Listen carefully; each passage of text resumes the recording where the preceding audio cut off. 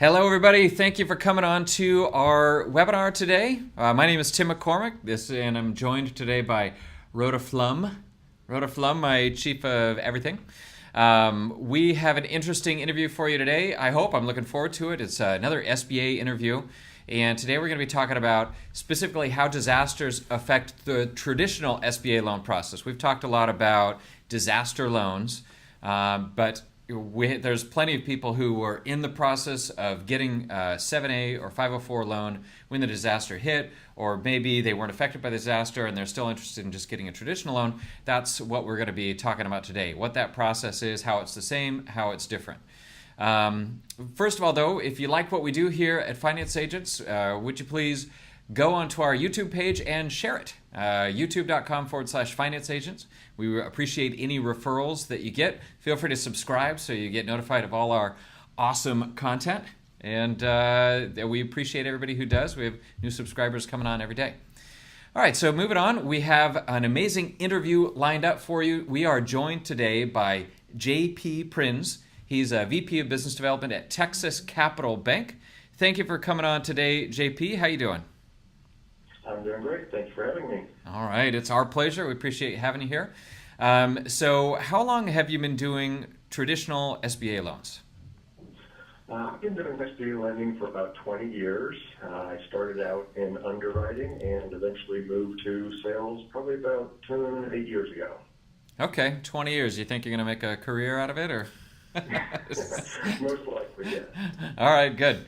Well, excellent. Why don't you tell us a little bit about Texas Capital Bank for those who aren't familiar with your bank? Sure. Texas Capital Bank is about a $23 billion bank. We are based in Dallas, and we have offices in all the major metros in Texas, Dallas, of course, Fort Worth, Austin, San Antonio, and here in Houston. We actually just started our SBA department probably about the middle of last year. Oh, okay. Just a new thing for the bank, but something that the bank hadn't had before that they definitely want to grow. Okay, so you were working somewhere else before then doing SBA loans? Correct. Okay, did they bring you in to help launch the division, or were you part of the launch group? Exactly, that is correct, yes. Okay, great. Well, good. So how much SBA lending have you guys done in the last year? We've done about 40 million or so. Okay. And that is growing every day. We have been building up a very nice pipeline, and hopefully we can get up to about $65 million next year. Okay. Do you guys specialize in any particular industries or geographies? Well, we actually do 7A and 504 lending. We prefer Texas, of course, being our home base, but we will lend nationwide, and as long as the loan amount's above $750,000. We kind of want to make it worth it for us to go outside the state, so we do like the larger loans if we're going outside of Texas. Okay. So if you go outside of Texas, do you want it to be near a major metropolitan area, or is there no difference between rural or remote? Not necessarily. The deal needs to make sense. Anything that is an existing business with historical cash flow is always going to be easier. Startups are always going to be a little more difficult and require a little bit more money in normally. But we'll look at just about anything. I did a small gas station in a small town in New York. And we've done some business over in Louisiana. I'm looking at some deals over in Atlanta, one in California. So we will definitely go outside of Texas. That's not a problem for us. Great. Yeah, and gas stations aren't the easiest deals to do. So good work there. Well, we will do most business types. There's very few deals that we won't do. We're not doing hotel construction. How about an auto dealership? Auto dealership we will take a look at. One thing that we do that a lot of lenders won't do is we will do the business acquisitions and that goodwill lending all the way up to the $5 million 7A limit. Okay. Do you go to Puerto Rico or Alaska or Hawaii, or is that you really want to stay continental? Continental U.S., yes. Okay, great. How do you, if you're doing goodwill, that's sort of How do you justify the goodwill in a business if you're going to get a loan on it? We always get a business valuation on the business. That's done by a certified person, has all the requirements that the SBA needs. We have a few people that we like to use, but we'll always get that business valuation to justify that. Okay. There's a lot of different ways to value a business. I mean, a lot. Right? How do you guys, what's the general, I mean, it's basically different for every industry, right? So you use... Exactly, and that's why we have a business valuation specialist, and we'll bounce ideas off him. Here's the type of business we're looking at, and it's selling for 4 times EBITDA. Is that normal for this type of industry? If we have a good relationship with him, we can ask him those types of questions. Okay, great. Well, good. So let's not get ahead of ourselves. Why don't you just give us a basic run through for people that aren't super familiar with the SBA 7A process specifically. 7A and 504s are different, so we do a lot more 7As than 504. So why don't you just kind of talk about how that process is for your bank? Sure. Well, first of all, we are a preferred lender, so we do get to make the decisions in-house. Great. So that does streamline the process somewhat. From my point of view, I'm going to collect a package. I'm going to review it, see if it qualifies for us. Then we typically issue a proposal letter, which outlines all of our basic terms and conditions. Give that to the borrower. They like it. They sign it. We do collect a small deposit, which is fully refundable if we don't approve the loan or approve it significantly different than was on the proposal. How do you determine your deposit amount? Is it a half a point or something, or is it a flat fee, or? No, it really kind of depends on the loan amount. We'll do smaller deposits for smaller loans, but if we get into a larger loan, we're probably asking for about $10,000 up front. Is that refundable if the client just decides they don't want the loan? Well, if we approve the loan as we had presented it in the proposal, we're typically not going to refund that. All right, so if somebody gets a competing offer, they decide to take that, but as long as you made your offer and they walk away, they lose their deposit, right? Yeah, if it was approved how it was in the proposal. So if we approve it basically how you agreed to it, and then you end up going with another bank, well, we've kind of earned our deposit at that point. What if the client thinks it's just taken too long? Does it time out? We do have a clause in our commitment letter once we get there that we do like to close these things within 120 days. So we do like to keep them moving along in the process. Nobody likes to have the deal get stale. It always makes it harder to get them done. Right. But okay. If something were to happen, let's say they couldn't get a building built for the cost and the cost went way up, that's something out of their control, and we would refund any money that we had spent already. Okay. Are there any particular ways that you see Texas Capital Bank as different from any of the other SBA lenders out there? Maybe a specialty or a focus or anything? Well, really, we do like those goodwill deals, and that is one thing that a lot of banks will not do. We will do the special use properties, the car washes, the gas stations, the hotels. So we will do those as well. We're not always looking for the multi-purpose properties sitting on a corner that, just looks fabulous. We love to do that, but we know there's an excess amount of competition for that type of deal as well. Right. So we understand that we're not always going to get that deal, which is just fine. And so to kind of go back to the process, after we issue the proposal, we collect the rest of the information. I do a little presentation, get it into underwriting. Underwriting, depending on kind of what their workload is, 5 to 7 business days, and then we get a commitment letter. Commitment letter is typically going to be much more detailed. Ask for an additional deposits. We can pay for appraisals, environmental reports, business valuations, anything that we might need on that particular loan. So when that's signed and returned with the deposit, it goes into our closing department, and our closers work with the borrower to get everything that's needed for closing. So there's only so many ways you can do a 7A. Most of the differences are front end on the credit side, but ours is a pretty standard, normal, simple process. Okay, great. Are you doing just the minimum funding amount at $350, or will you do the express as well? We're actually trying to look at loans 500 and above. 500. So we're not doing Okay. any express, and we're trying to keep all of our loan amounts above 500. Okay. Good. All right. So that's some good background information on your company and the 7A process.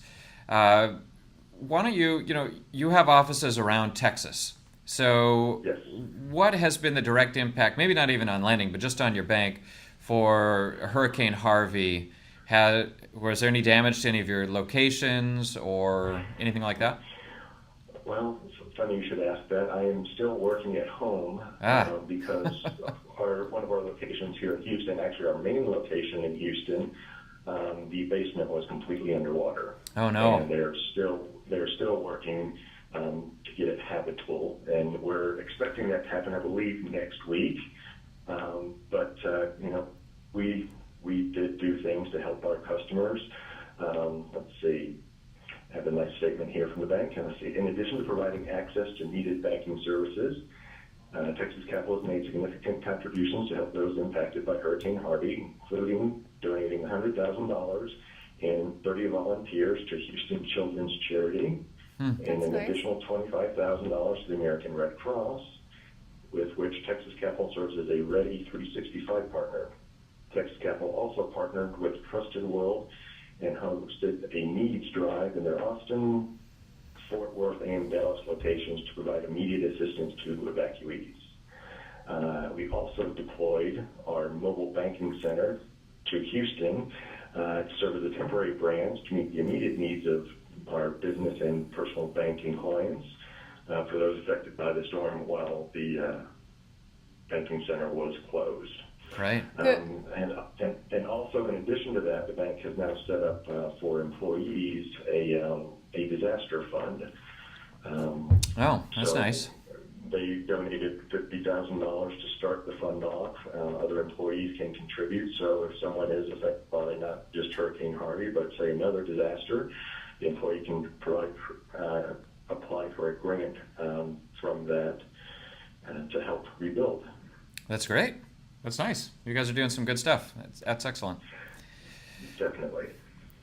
Okay, good. So your main branch in Houston, the basement was underwater. I hope you guys didn't keep the servers in the basement. No, we actually weren't in the basement. Okay, but good. We just didn't have access to the building. Okay. We had to close it down. So it's not flooded anymore, but it's getting repaired. They have to clean out, make sure there's not mold. All right. Exactly, and most of our bankers have relocated to our other two offices, and we actually opened a temporary office very short distance from the office that was closed. Okay. Did you see that, I don't know if you're directly aware of this, but did you see customers making almost a run on the bank? I mean, obviously, you guys wouldn't run out of money, you're FDIC insured, but did you see people pulling money out like crazy? Is that one of the impacts? No, not at all. No? Okay. All right. Not at all. Okay, so you guys worked through I'm assuming you were closed some, but since you had other locations, you were more or less available. Just the one location was impacted, right? Exactly, and then we did get the mobile banking center down there to take care of customers while we set up a temporary location nearby. Okay. Did you have a lot of other banks? Did you have a lot of customers in Houston that you were personally working with on 7A loans, or were your customers fairly dispersed? I have a wide variety of places that I do business, but I did have one customer here in Houston that was affected. Unfortunately, he had opened his business about 10 days before the hurricane. Oh, wow. And had to close. He did have a little bit of water, but not much, so they did some repairs and took him about an additional 10 days to get reopened. He's still within his interest-only period, so we're working with him, trying to get him some additional working capital. He's not actually making his payments on the loan yet, since he's kind of just coming out of that period. We still have the interim interest built into the loan. But if he needs it, we will work on a deferment or something like that, if it is needed. But Okay. he is back open though, so that's good. Well, good. And this would be when the business or flood insurance might be able to help him out on the 7A that's often required, or they don't use that for those payments?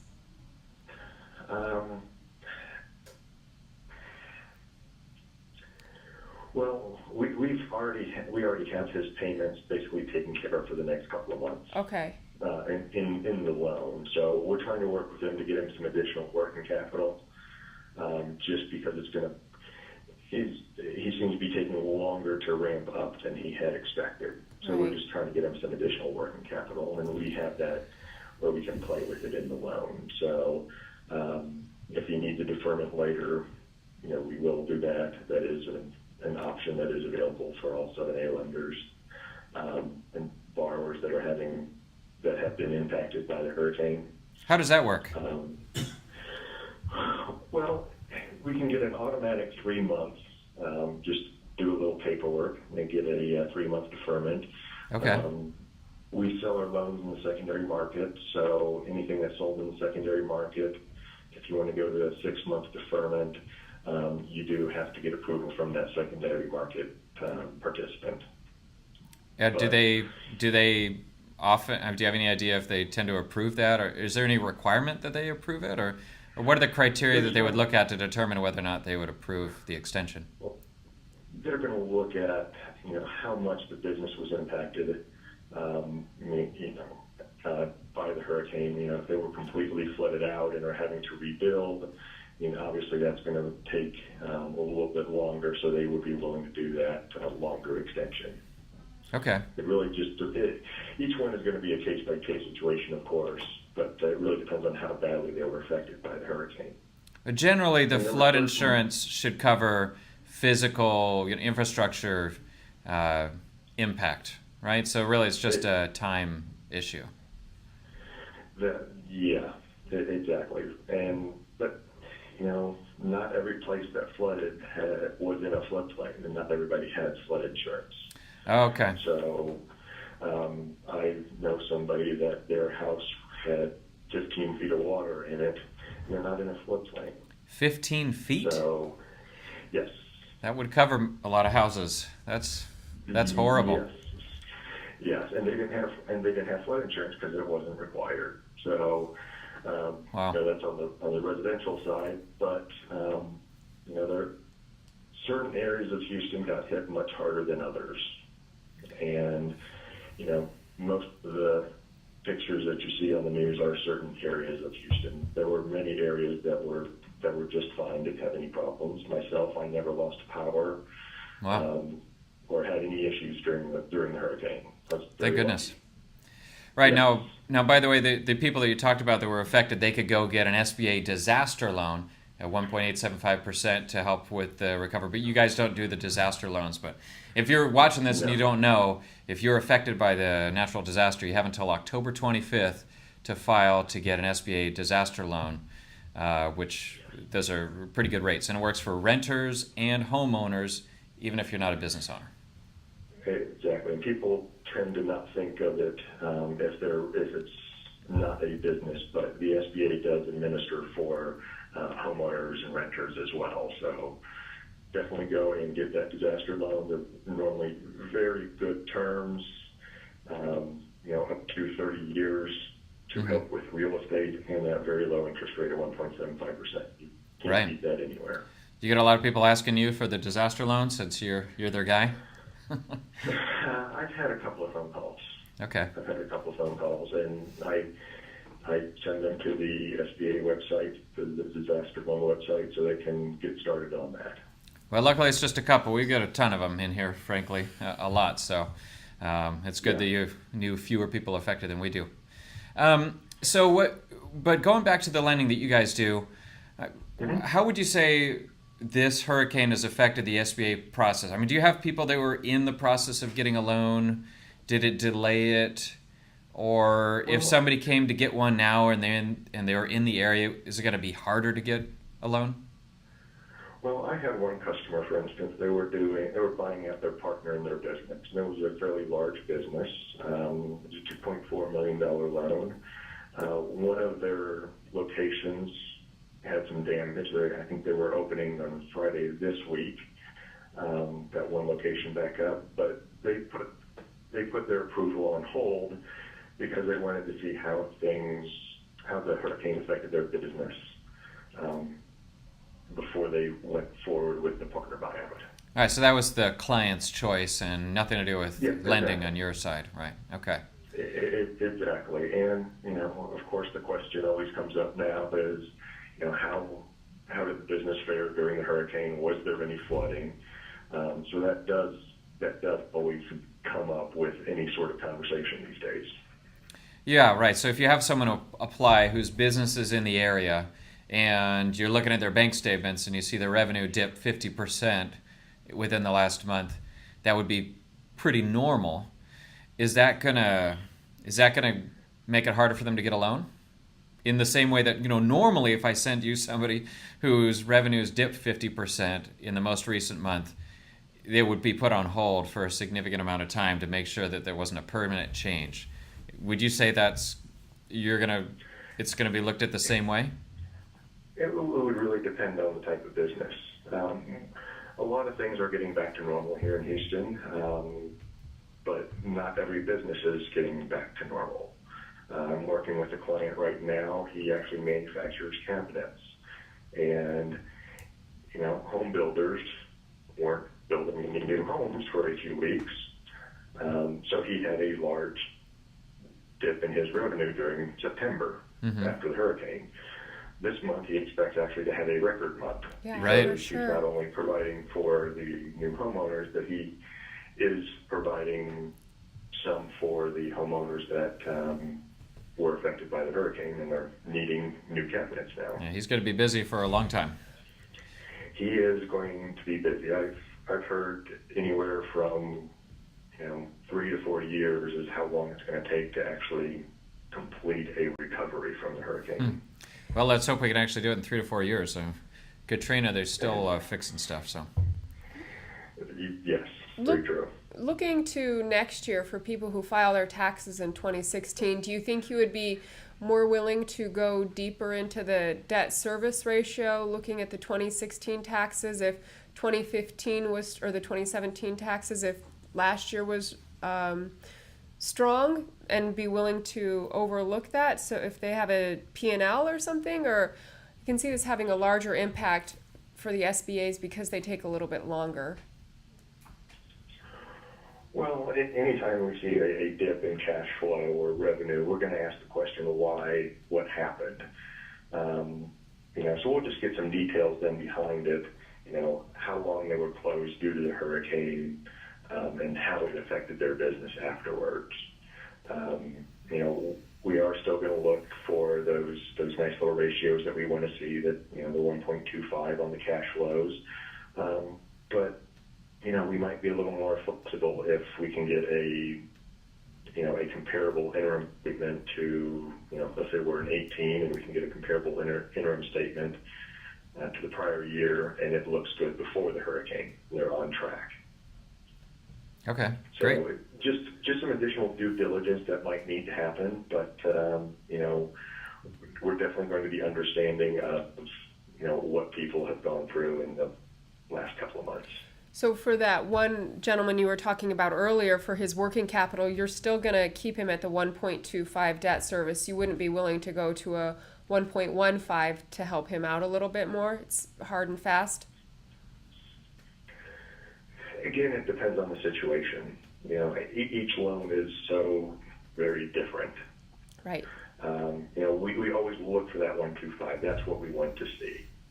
If someone's a little bit lower than that, there's an explanation for it. We might be able to stretch on one of those types of loans.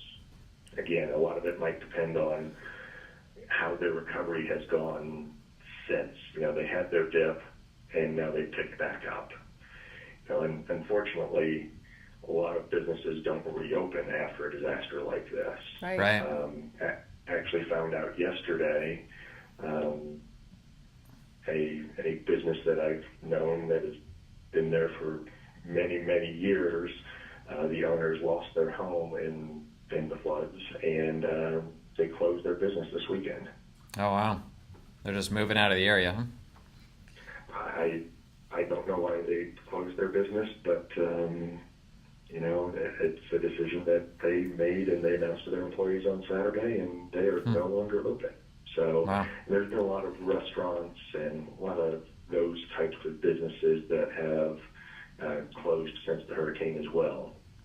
Yeah, even after the hurricane, they had enacted a curfew for a couple of weeks after, so that really hurt those restaurants and some of those service businesses. Right. I can imagine. So any business that was just sort of hanging on, it might have been the final blow. By the way, Exactly. if you're watching this, we do have chat open. So if you have questions that you want us to ask, I should announce that right in the beginning. Just go into the chat box, you type it in there, and we'll see it, and we can respond to you. Over there. There it is. Okay, so in general, you don't see these events causing much of a delay on lending, or you agree? I guess it really depends on what sort of impact happened to the applicant, right?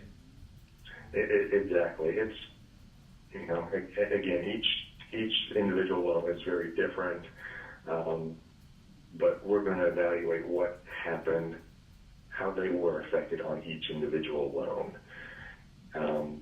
But there will be questions that we ask on every deal now. How were you affected by the hurricane? How many days were you closed? There's pretty much nothing happened here for a good 7 days. Right. Okay. So why did Texas Capital Bank decide to get into SBA lending? If you guys, how long has the bank been around? The bank is actually, I believe, it was formed in the late 90s, but it's grown very rapidly. In the last 5 years, it's gone from about $6 billion bank to about a $23 billion bank. That's all been organic growth, internal, no acquisitions. It's because Texas is growing. The Texas economy is going nuts. And this is kind of what the bank does. It identifies spaces that it's not in and that are profitable, which the SBA lending can be very profitable with the secondary market premiums. So, that they decided they wanted that non-interest income, and was very attractive to them.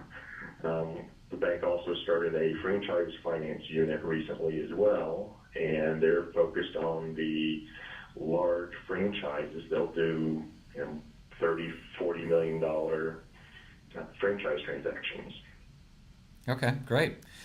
All right, so what are some of the stories you're hearing of your SBA clients that are in the affected area? I mean, you said that it sounded like you have one client who is in his grace period, so hopefully you won't even need an extension. That's good. What are some of the other things that you're hearing? Have you heard of clients that are affected? Well, I actually have one customer over in Beaumont. He owns a hotel, and he is actually full because of all the displaced people. So this is actually helping his business. Great. Silver lining. I hate to say it that way, but it is nice that he is doing well now. And I've heard a couple of those stories, but there's been a lot of people that have been affected, and we're trying to work with them where we can. Okay, good. Can you talk a little bit about debt refinancing with an SBA? If someone has debt, how much they have to save with their monthly payment for cash flow? I'm imagining if someone gets a disaster loan directly from the SBA, it's a very long term, and then they want to grow their business and refinance. How does that work? Well, we typically have to have a cash flow improvement by refinancing the debt, or there has to be a balloon on it. Anything that there's a balloon, it automatically makes it eligible. A disaster loan really would be best to keep in place because of the such generous terms that they get with a disaster loan. So if we can have that loan subordinated if they needed additional money, that would really be the best thing to do because they don't want to give up that 1.75% for Right. 30 years. Right. Who Okay. would? Yeah. That's the cheapest loan out there. But it would be a little process then getting the SBA to subordinate to you for the extra working capital or something. Exactly. Exactly. But it wouldn't, just because they have a disaster loan wouldn't mean we wouldn't make them another 7A loan. Okay. Not at all. Got it. Okay, great. All right. That's really most of my questions. So how about you, Rhoda? Anything else? No, I think we've pretty much covered it. Do you have anything else you want to add? Well, we are definitely open for business. We want to grow very much in the end of 17 and into 18. So I'm happy to look at any new transactions anybody's looking at, and both 7A and some 504, and see what we can do to help them out.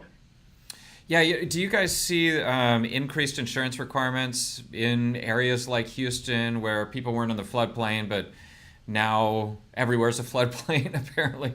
Are you guys going to ask for more flood insurance where there wasn't before? Well, it's hard to ask for the flood insurance if they're not in a floodplain. But if someone has flooded before, we would probably ask for it. And I've heard that they might actually be redoing some of those floodplain maps as well. Right. Because even, say, last year, I knew someone, she was not in a floodplain, and we had horrible storms tax day last year, and she had 6 inches in her house, and she's not in a floodplain. Wow. So, Okay. Houston is kind of known for flooding, unfortunately. Right. We're very low, close to sea level, and we have all the bayous and streams here that overflow. So if you're looking at a business that has a real estate as part of the acquisition, would you guys ask for a new appraisal? Maybe you had appraisal a couple months ago. Would you ask for a new one? Would the appraisal even take into effect into account the flooding? I mean, is that a factor? I don't think we would ask for a new one at this point because really any changes to the market haven't really happened just yet. I mean, this is such a new event. It was so recent. So, I don't think we'd get a new one. Again, we would ask for that flood insurance if it had flooded. But I don't see us getting a new appraisal if we have one that's very recent. So when you go around town, does it look like things are back to normal or like it's a long ways off? And we talk about 3 to 4 years, but in general, what do you see? Well, again, it depends on which area you're in. The area near where I live, not a lot of damage, not a lot of issues. Things seem to be back to normal. I have a friend who's, he's west of town, and he just got back into his house last week and started tearing things up. Wow. And I heard that the county is now buying out a whole neighborhood because the whole neighborhood flooded. Wow. So they're buying out all the homes, and they're talking about probably up to 200 homes that they're going to eventually buy out. That they're not letting people start on the repairs because they might be buying them out. Right. Wow, that's interesting. Okay. It is an interesting time, but it really depends on where you're at in the city. Right. Yeah, especially for Houston where you don't really have those zoning laws, and then the city to go in and say no building here. It's unusual policy for Houston, isn't it? Well, there is no zoning in Houston, but I've read a few things that they don't think that that's really what affected this. I mean, Houston's very unique. You can have a residential property or sitting right next to a commercial property, and that's not an unusual thing, kind of within the city center. But there's probably certain places out near the reservoirs that overflow that probably never should have been built on to begin with. Mm-hmm. Right. Okay. All right. Good. Well, hey, JP, we really appreciate you coming on and answering our questions today, and we look forward to sending you plenty more clients for SBA loans. Hopefully, you guys can get 100% back into your headquarters as soon as possible, and everybody else gets a speedy recovery out of all the flood damage. So thanks for coming on. We appreciate it. Great. Thank you very much for your time. Thank You you. bet. Bye-bye. And thank you to all of you for coming on to our show. We hope to keep giving you these excellent interviews. Anything you need, just let us know. If there's a particular topic that you want us to cover, shoot me an email. My email is tim@financeagents.com, and we'd be happy to put it into consideration. Definitely subscribe to our show, and get notifications for every new episode that we do. Rhoda, thanks for coming on. Thank you. And we look forward to doing a lot more deals together.